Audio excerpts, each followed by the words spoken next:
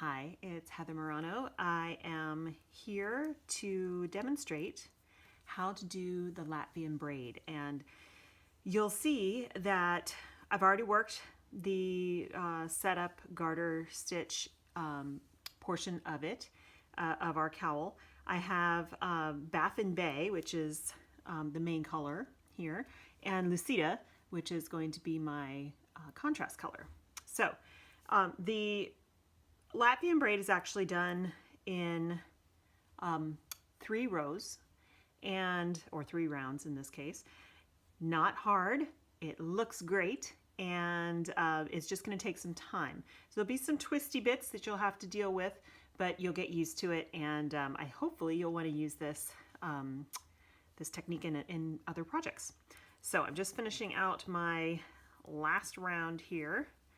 So to set up for the Latvian braid, we are going to knit one from the main color, knit one from the contrast color, all the way around. That's going to be our setup row. And you could do this however you like. I enjoy knitting, if I'm doing 2 color, I enjoy doing it 1 color in each hand. You can do it however you like. If you want to do both colors in one hand, just switching on and off, that's fine too. However it works for you. One thing I would like to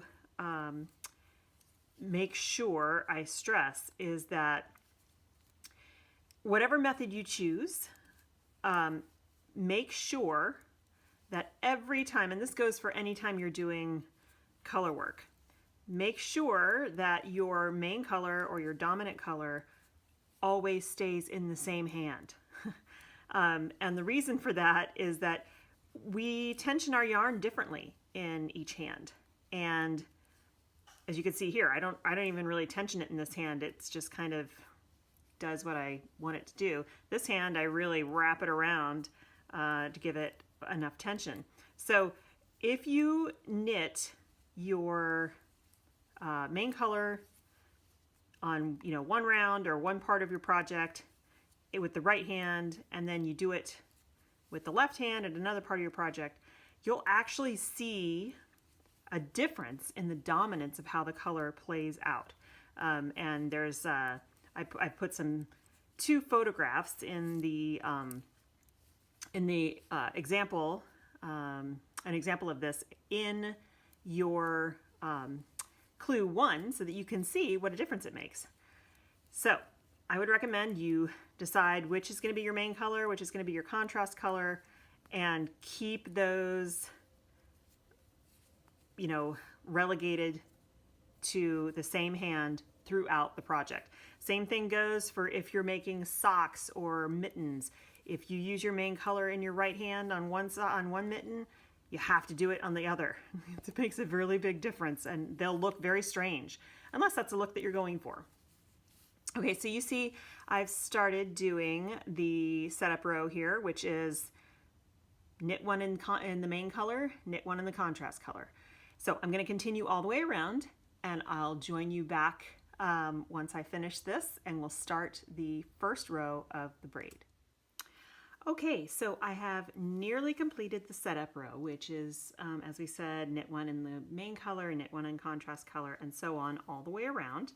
So I'm going to finish this up, and then we are going to set up and talk about the first real row of the Latvian braid. So it's really easy when you do it in the round. It's a little bit different instructions when you're going to do it flat. But so here it's going to be pretty easy to talk about because we're doing it in the round. Basically what you do is you're going to bring both yarns forward, okay, and put them off to the side. I have to tell you, they are going to twist, okay? Throughout this entire round, your yarns are going to twist. That's okay, because on the next round, they're going to untwist. So that's the key. That's actually what makes the braid. So I'm going to slip my marker here. I'm just going to move it to the back to make it easier. Now again, starting with my main color, I'm going to purl. So this whole round is purl. I'm going to purl main color. And now I'm ready to purl the next color, which as you can see is the contrast. The key to the Latvian braid is how you bring the yarn to the next stitch. In this case, in this round, this entire round, we're going to take the next color. So in this case, it's the contrasting color, and you're going to bring it under the main color. Okay, so here it is under the main color. All right, now I'm going to the next round, or the next stitch. And in this case, it's the main color, so I'm going to bring that under the contrast color. Okay, next stitch, contrast color, bringing it under the main color. And this is why your yarns will get twisted up. Don't worry about it. Yarn management you'll have to do a little bit, but for the most part, don't try to untwist them. They will untwist on the next round. So again, the next color here is the main color. I'm bringing it underneath this contrasting color. Okay. And contrast comes underneath the main color. So we go under, under, under while we're purling all the way around. Yeah, it's a little fidgety. It takes it's a little slower because you're not, eventually you might get into a little habit, a little, a little bit of a rhythm where you can continue to do it without stopping much. That usually starts for me once I start getting a bit of a twist in the yarns, and I can actually put my hands in sort of like I'm, inside a little box here, and then it kind of helps hold it together. It makes the process go a little bit faster. On a cowl this size, you're going to get a lot of twist in your yarns, but it won't be too bad. The original version I had of this cowl, the one on the cover that is in the red and gold, that was twice the size in circumference, and the yarns got so twisted that I had to take a lot of time to do a lot of untwisting throughout the process, just so I still had enough slack in the yarn to knit. But this size cowl, it's not too bad. Okay, so basically I'm just going to continue to go all the way around, but I wanted to show you should be able to see here the beginnings of that braid, and that's the under part here going across. So I'm going to continue and finish this round, and then we'll come back and we'll do the next round. Okay, so you can see I am finishing up my last couple stitches here, and I'm still going under because this is the end of the round. And definitely my yarns are really twisted, as expected for this.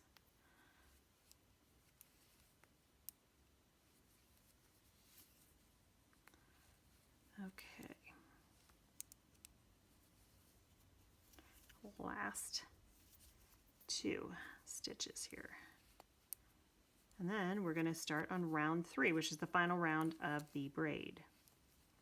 Okay, so I'm slipping the stitch marker. We are still yarns in front, and you can see here's my like barber pole twisted yarn. Now, as I mentioned before, these yarns are going to untwist in the next round, and the way they do that is that instead of going under, we are going to take the yarns over. So for this first stitch, I'm going to take the main color and bring it over the contrasting color.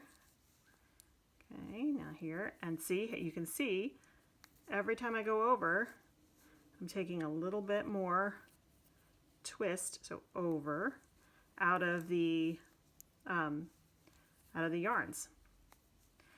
Now, interesting to note, because I am a thrower or a British knitter,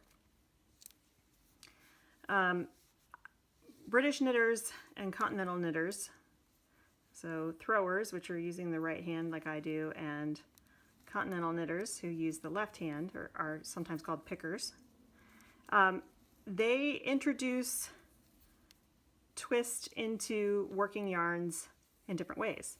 Throwers actually introduce more twist into a standard yarn, and pickers actually reduce some of the twist.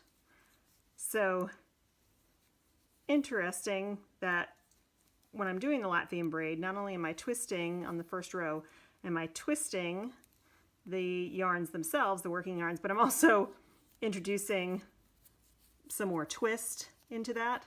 So it kind of makes things a little bit more twisted than they would be if I was a picker. So again, each time I am bringing the new yarn over the old yarn. So on the first round, we brought the yarn under, and on this round, we're bringing it over. So I'm going to keep going here, but you can see the beginnings of a true braid there. So I'm going to finish this round, and we'll come back together and we'll look at what we've got. Okay, so here we are, last couple of stitches. And just as I've done throughout the whole round, I've been bringing the next yarn over the previous yarn. Last two.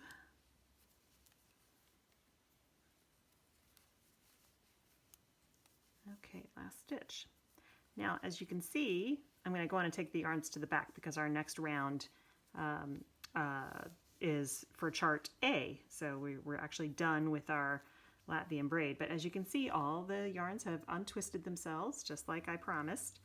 And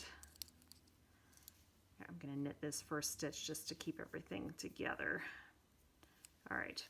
So you can see when you look that we have our lovely Latvian braid.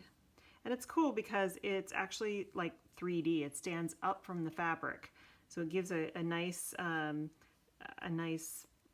full-fashioned accent to whatever you are doing. So in our next section, we're going to be starting our 2-color slip stitch. And again, you will be using, both of your colors. And I would like you to continue with your main color in whatever hand you've been doing it in the whole time. And we'll start talking about the cool things you can do with slip stitch and make it look sometimes a little bit like stranded color work, but not at all. So I will see you in the next section. If you have any questions, make sure you ask them in the Facebook group and I can get to you as soon as possible. Looking forward to seeing you in the next section.